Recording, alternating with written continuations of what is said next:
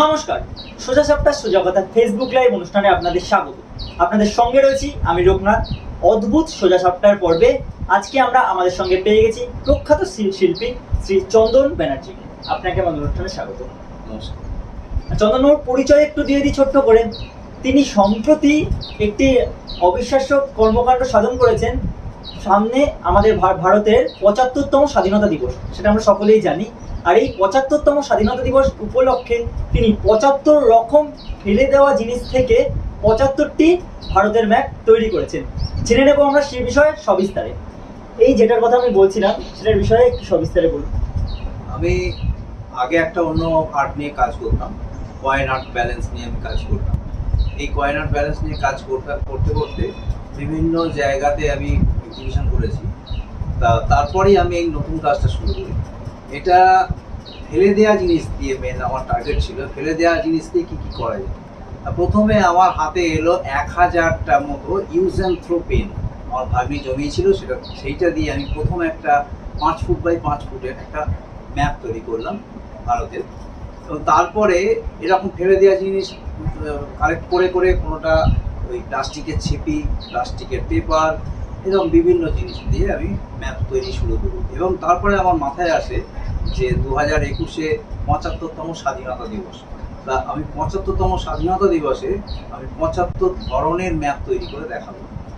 সবই যে আমার ফেলে দেওয়া জিনিস দিয়ে তা নয়, আরও কিছু কিছু জিনিস আছে যেগুলো গাছ থেকে পাই, গাছের ছাল, গাছের বীজ, গাছের ফল পাতা। আমাদের অনেকেই অনেক গাছের ফল পাতা দেখতে পাই কিন্তু নাম জানেন। তা আমি দেখলাম আমার দুটো কাজই হবে, এর থেকে এই গাছ চেনানোটাও হবে আর ওই কাজটা করতে পারবো। আমি পেঁপে গাছের ছাল দিয়ে ভারতের মানচিত্র করেছি, বাদামের খোলা যেগুলো ফেলে দেওয়া হয় সেগুলো দিয়ে করেছি, আর বীজ, বিভিন্ন ধরনের বীজ দিয়ে আমি ম্যাপ তৈরি করেছি। এবং এরপরে এক ধরনের কাজ আমি করেছি যেটা হচ্ছে ভারত বিখ্যাত মানুষদের নিয়ে আমি ৫ ফুট বাই ৫ ফুটের একটা ম্যাপ করেছি। সেখানে যেমন আমাদের ধর্মগুরুরাও আছেন, সেখানে ক্রিকেটাররা আছেন, মিউজিশিয়ানরা আছেন, ফ্রিডম ফাইটার আছেন, এবং সমস্ত ভারত বিখ্যাত মানুষদের নিয়েও একটা ম্যাপ তৈরি করেছি। এবং আরেকটা কয়েকটা কাজ করেছি যেটা হচ্ছে আমাদের ভারতের কারেন্সি কত রকমের ছিল আগে, সেই তার নমুনাগুলো দিয়ে একটা ম্যাপ করেছি, স্ট্যাম্প। এবং আমাদের হেরিটেজ, ইন্ডিয়ান হেরিটেজ নিয়ে একটা ম্যাপ তৈরি করা আছে।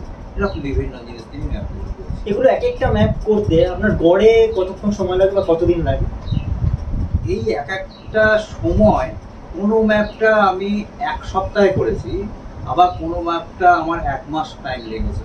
হ্যাঁ, বেশিরভাগটাই ওই অ্যাভারেজ ৩ সপ্তাহ ১ মাস মতো টাইম লেগে যায় এক একটা ম্যাপ। হ্যাঁ, আর যেমন এইগুলো, এই যে ম্যাপটা আছে যেটা আপনার ওই সিনথেটিক ফ্লাওয়ার রাস্তায় পড়ে থাকে, রাস্তায় ফুল পড়ে থাকতে দেখলে খুব কষ্ট লাগে যে এই ফুলটা দিয়ে সাজানো হয়েছিল, বরের গাড়ি সাজানো হয়েছিল, আর যাওয়ার সময় ফুলগুলো পড়েছে। সেই আমি কুড়োতে কুড়োতে নিয়ে আসতাম, নিয়ে এসে জড়ো করে সেগুলো পরিষ্কার করে সেই অ্যাপ তৈরি করব। এইরকম। এগুলোর মাধ্যমে কি আপনি রিসাইকেলের বার্তা দিতে চান? অবশ্যই অবশ্যই। যেটা বলছিলেন যে কয়েন আর্ট করেন, সেটা কবে থেকে শুরু করেছেন? কয়েন আর্ট শুরু করেছিলাম আমি ২০০৬ সাল থেকে। আমি একটা চ্যানেলে দেখেছিলাম একজন একটা কয়েনের ওপর কয়েক হাজার কয়েন সাজিয়ে একটা টাওয়ার তৈরি করেছে। সেই আমার মাথায় এলো যে কী করে হলো, একটা কয়েনের ওপর কী করে করলো।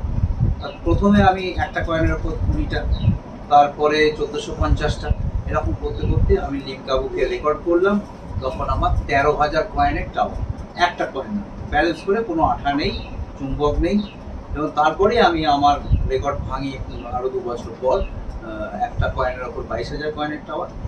আপাতত আমি একটা কয়েনের ওপর ২৫,০০০ কয়েনের টাওয়ার আমি তৈরি করেছি।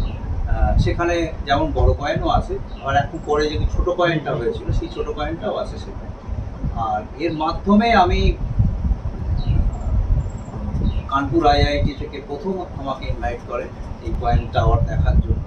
তা আমি পরে আরও ৩টে আইআইটি, এনআইটি ইউনিভার্সিটি এবং ভারতের প্রায় ৫টি স্টেটে আমার যাওয়া হয়েছে আইআইটি ইউনিভার্সিটির। শিল্পী হিসেবে কি কি স্বীকৃতি পেয়েছেন? প্রথম স্বীকৃতি যেটা পেয়েছি যেটা মানুষের অফুরন্ত ভালোবাসা, এর ওপরে বোধহয় আর কিছু হয় না। আর তারপরে কিছু সার্টিফিকেট কিছু ছিল, যেমন লিমকা বুকে আমার রেকর্ড হয়েছে। গিনিস বুকে আমি রেকর্ড করতে পারিনি, মানে খবর পাঠানো হয়েছিল, কিন্তু সেই যা খরচা রেকর্ড করতে সেটা আমার পক্ষে সম্ভব না।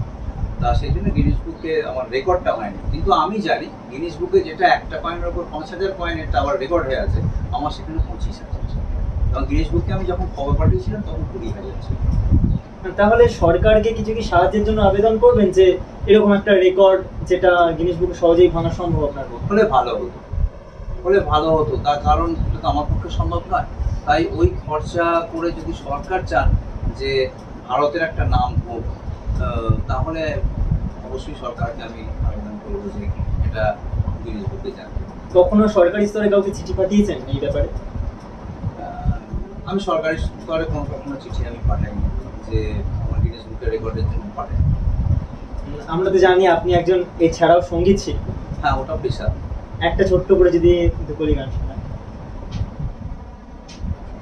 চরণ ধরিতে দিও আমারে, নিও না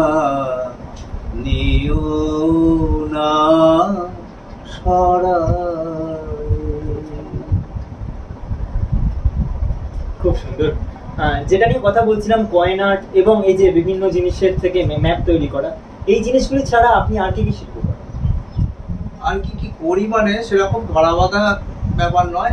আমি ছোটবেলাতে মাটি ঘাঁটতাম, মাটি নিয়ে বিভিন্ন, প্রথমে ঠাকুর তৈরি করতাম, তারপর একটু বড় হতে ঠাকুর নয় মডেল তৈরি করা শুরু করলাম। তারপরে কাগজ কেটে কেটে বিভিন্ন জিনিস তৈরি করেছি, আর বাঁশের জিনিস তৈরি করেছি, এই সব আর কি। যেটা বলছিলাম যে ম্যাপের কথা, এই ম্যাপের কথা আপনার মাথাতে কি করে এলো? সামনে ভারতের 75 বছর, এই যে ম্যাপের কথা, এটা মাথায়? এটা শুরুতে ছিল না। শুরুতে যেটা ছিল আমার, যে ফেলে দেওয়া জিনিস দিয়ে আমি কিছু করতে শুরুও করেছিলাম অন্যান্য জিনিস আগে। তারপরে আমার ভাগ্নি ওই ম্যাপ পেন জমালো, ওই পেনটা নিয়ে আমার প্রথম মাথায় এলো যে এই পেনটা নিয়ে একটা বড় সড়ো ভারতের ম্যাপ করা যায়। এই ম্যাপ তৈরি করলাম প্রথম।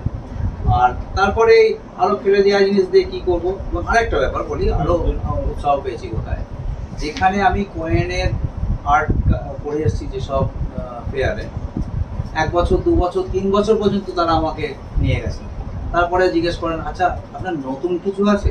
এই যে নতুন কিছু আমাকে ভাবতে শুরু করেছেন, নতুন কি করা যায়, তখন আবার এই মানচিত্র শুরু করলাম।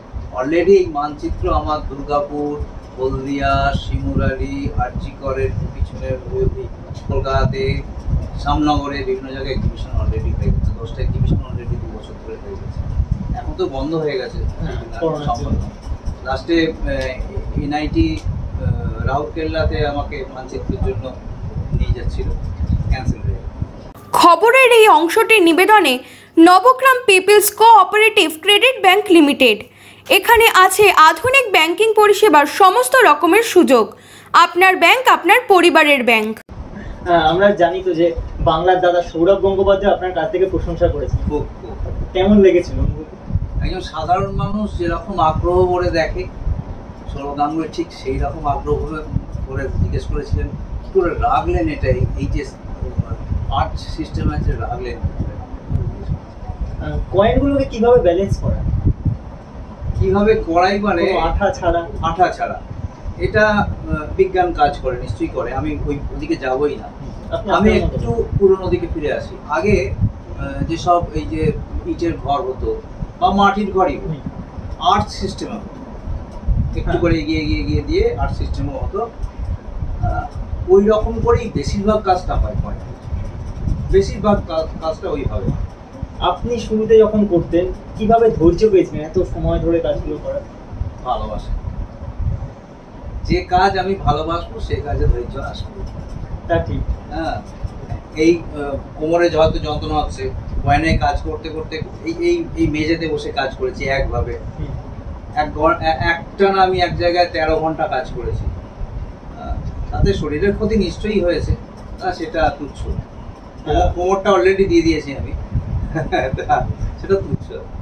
এই যে এত সময় নিয়ে কাজ করেন, তা আপনার পেশাতে কোনো প্রভাব পড়ে না? না, একটু না। আমি কয়েনের কাজ, আমার এখানে কোনো স্টুডেন্ট গান শিখতে বসেছে, আমি কয়েনের কাজ করতে করতে তাকে একটা গান গিয়ে দিতে পারি। এবং এখনো পর্যন্ত আমার স্টুডেন্টরা বলে, স্যার আপনি ওটা করছেন কিন্তু আমার ভুলগুলো ধরছেন কি করে? মানে তুমি যে মুহূর্তে ভুল করবে আমার কাজে এখানে সেই মুহূর্তে ক্ষতি হবে।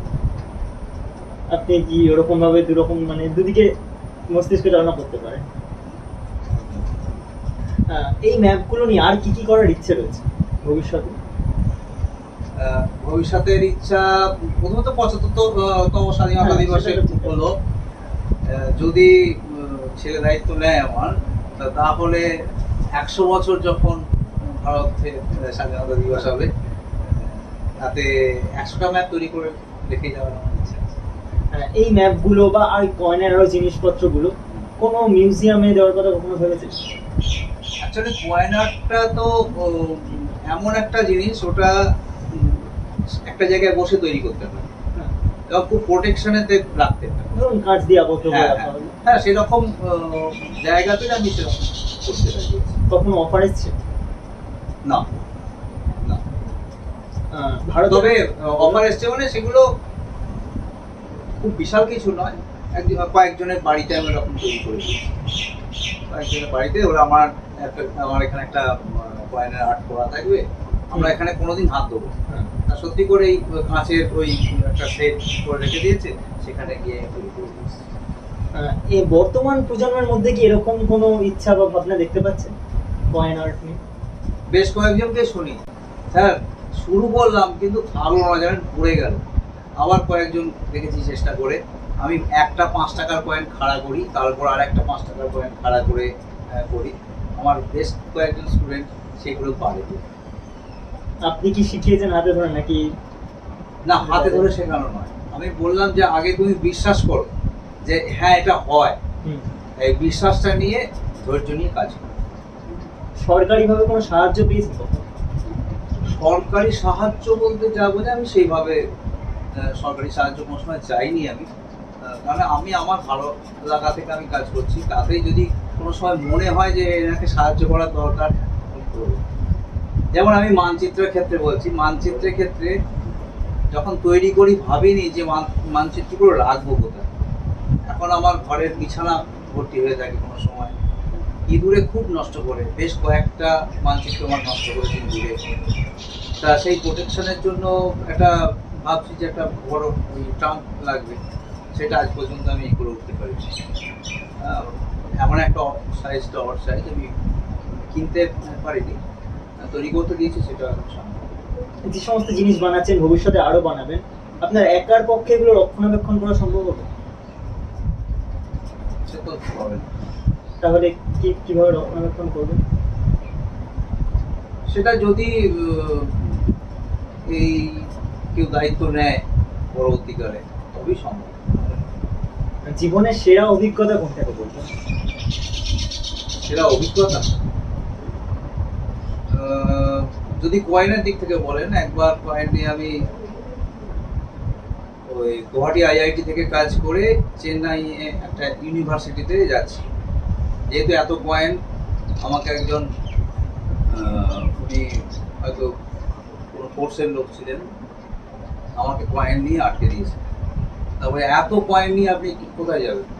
তা বললাম, আমি আটকে দিলেন প্রথম, পরে ওই ছবি দেখলেন, ছবি দেখেই হাতটা বাড়িয়ে দিয়ে হ্যান্ডশেক করে বললেন আচ্ছা কি আছে। এটা আপনার সবচেয়ে ভালো লাগে? এই কয়েন শিল্প নিয়ে কোথায় কোথায় গেছেন আপনি পশ্চিমবঙ্গের বাইরে? পশ্চিমবঙ্গের বাইরে আমি কর্ণাটক গেছি, দিল্লি গেছি, কানপুর গেছি, চেন্নাই গেছি, রাউরকেলা গেছি, বম্বে গেছি, এবং একই সাথে ছিল ওই ত্রিপুরাতে, সেই জন্য বম্বের সাথে যেতে পারিনি। ওটা যখন জয়পুর IIT থেকে কন্ট্যাক্ট করেছিল, তখন আমার কলকাতায় চলছে বলে আমি তখন যেতে পারিনি। এই যে 75টা ম্যাপ তৈরি করেছেন, এই ম্যাপগুলো নিয়ে আরেকটু বিস্তারিত বলুন আমাদের দর্শকদের উদ্দেশ্যে। ম্যাপগুলো প্রথমে বললাম যে ওই যে অনেক মানুষ গাছের নাম জানে না, গাছের কোনটা কি বীজ সেটা জানে না। এই কাজ করতে এসে আমি নিজেও জানতাম না এত কিছু। যে আমরা আমাদের দশরা হাই স্কুলে একটা ফল ছিল, ঘুরঘুটি ফল বলতাম, কেউ অ্যালার্জি ফল বলে, বিভিন্নভাবে খুঁজেছি, পাইনি। পরে জানলাম না, এটা হচ্ছে পুত্রঞ্জি, অদ্ভুত নাম একটা। একটা পুঁতি ছিল, আমরা সবাই জানতাম পুঁতি গাছ, ছোটবেলা থেকে দেখে আসি, সাদা মতো পুঁতি। কি ব্যাপার, পুঁতি ফল এবার সার্চ করলাম, কোথাও পেলাম না। পরে জানলাম কি ওটার নাম বৈজন্তী, এবং ওটা যে মালা তৈরি হয় বৈজন্তী মালা, সেই জন্যই আমাদের এই হিন্দি শিল্পী ছিলেন বৈজন্তী মালা, তখন জানলাম। তো এরকম বহু জিনিস, যেমন আখরোটের খোলা দিয়ে করেছি। আমাদের এখানে তো আখরোট সেইভাবে খোলাটা বিশেষ করে অ্যাভেলেবেল নয়। আমি কলকাতা থেকে একটা জায়গা থেকে হেঁটে আসছি, বড়বাজারের পাশ দিয়ে, দেখলাম একটা জায়গায় ওই আখরোট ভাঙছে, খোলা জড়ো হয়েছে। আমার কাছে তো ওটা বিশাল মূল্য। আমি ভাবছি যে এটা বললে দেবে আমায়। তা আমি বললাম যে আমাকে এই খোলাগুলো কি করবেন? বলছি কিছু করবো না, ফেরত দেবো, আমাকে দেবেন একটা প্যাকেট। হ্যাঁ হ্যাঁ, নিয়ে বয়ে নিয়ে এলাম। ঠিক ওইভাবেই আমি পেস্তার খোলা পেয়েছি। আর এবার যেগুলো পেয়েছি, যেমন হাতে তৈরি কাগজ, এইটা আমার কাছে একটা বড় জিনিস। আমার বাবা পেপার মিলে সার্ভিস করতেন, হ্যান্ডমেড পেপার। বাবার হাতে তৈরি সেই কাগজের কিছু টুকরো, ওয়েস্টেজ কিছু কাগজ ছিল, সেইটা দিয়ে আমি একটা মানচিত্র তৈরি করেছি। পুরা ধূপের কাঠি দিয়ে করেছি। ক্যাসেট তো আস্তে আস্তে লুপ্ত হয়ে গেল, সেই ক্যাসেটের যে ফিতেটা, সেই ফিতে দিয়ে আমি কাজ করেছি। তারপরে একটা অদ্ভুত জিনিস পেয়েছি, গুগলির ঢাকনাটা। গুগলির ঢাকনা, খোলাটা ঠিক বলবো না, উপরে একটা ঢাকনা থাকে। সেই ঢাকনাটা দেখতে যে অত সুন্দর হয়, আমি এইটুকু বলতে পারি কেউ জানে না। আমি যদি ওই ঢাকনাটা নিয়ে সাদা পেপারের মধ্যে না ফেলতাম, তাহলে জানা ছিল না ওর থেকে কি কালার আসে। এই ধরনের কিছু কিছু পেয়েছি। তারপরে ওই ট্যাবলেটের যে সব খাপগুলো, সেই খাপগুলো দিয়ে তৈরি করেছি। তারপরে এক্সপার্ট যে মেডিসিন, সেসব দিয়ে কাজ করেছি। আর ভারতের মুদ্রা যেগুলো, যে কয়েন, আগেকার 1 পয়সা, আনা পয়সা যেগুলো ছিল, সেই যা পেয়েছি সেগুলো দিয়ে কাজ করেছি। তারপরে দেশলাই কাঠি, কিছু কিছু জিনিস আছে যেগুলো ব্যবহারিক জিনিস, সেগুলো দিয়ে কাজ করেছি। যেমন দেশলাই কাঠি, ওটা ওয়েস্টেজ বলবো না, দেশলাই কাঠি দিয়ে কাজ করেছি। তারপরে যেটা হচ্ছে আপনার হরিতকি, হরিতকি পুজো দুটো একটা করে লাগে। আমি একসাথে অনেক হরিতকি পেয়েছিলাম, কাজ করেছি। সমুদ্রে স্নান করতে গিয়ে ঝিনুক কুড়িয়ে নিয়ে আসছি, কুড়িয়ে নিয়ে এসে সেই ঝিনুক দিয়ে করেছি। মাছের টুকরো দিয়ে তৈরি করেছি। আচ্ছা, তারপরে পাটকাঠি, পাটকাঠি দিয়ে অনেক কিছু হয় অবশ্য, পাটকাঠি দিয়ে করেছি। তারপরে সুতোর যে ওই নাটাই, যেগুলো গুলি সুতোর যে নাটাই, যেগুলো আমার এক ছাত্রী বললো, স্যার আমি না এতগুলো জড়ো করেছি, এগুলো দিয়ে কিছু হবে না? তুমি জড়ো যখন করেছো, তাহলে এটা দিয়ে নিশ্চয়ই হবে। তা সেই সুতোর নাটাই দিয়ে আমি। এই সমস্ত ব্যাপারে আন্তর্জাল বা গুগল কতটা সাহায্য করে? অবশ্যই সাহায্য পেয়েছি। যদি গুগল সাহায্য আমায় না করতো, তাহলে এমন কিছু কিছু গাছের নাম আমি জানতেই পারতাম। এদিক থেকে আমি বিভিন্নভাবে আমি সুবিধা পেয়েছি। এবং আমি যেটা চাই, যে আমি যেসব কাজগুলো করছি, এই কাজগুলোর সাথে কোনো স্টুডেন্ট এগুলো পেয়ে উৎসাহ পাক, এবং পড়াশোনা ছাড়াও যে একটা দিক আছে, যার যেটা ভালো লাগে সে সেটাকে ভালো করে করবে। একদমই তাই। আমরা চলে এসেছি অনুষ্ঠান পর্বের একেবারে অন্তিম পর্যায়ে। আপনাকে অনুরোধ করব আমাদের দর্শক বন্ধুদের উদ্দেশ্যে একটা ছোট্ট জিনিস একটু বলে দেওয়ার। এই কাজে কি মূল যে ধনটা, সেটা কি ধৈর্য? এই বিষয়টা একটু বলে দর্শকদের উদ্দেশ্যে। অবশ্যই ধৈর্য। আর ধৈর্য তখনই হয় যখন আমি যে কাজটাকে ভালোবেসে করি, সেখানে ধৈর্য আসবেই। সেখানে শারীরিক যন্ত্রণা কিছু নয়। চন্দনবাবুকে অনেক অনেক ধন্যবাদ আমাদের সময় দেওয়ার জন্য। আপনাদের সকলকেও অনেক ধন্যবাদ আমাদের অনুষ্ঠান নিয়মিত দেখার জন্য। এরকম আরো অনেক পর্ব দেখতে চোখ রাখুন অদ্ভুত সোজা সপ্তাহের পর্দায়। সকলে ভালো থাকুন, নমস্কার।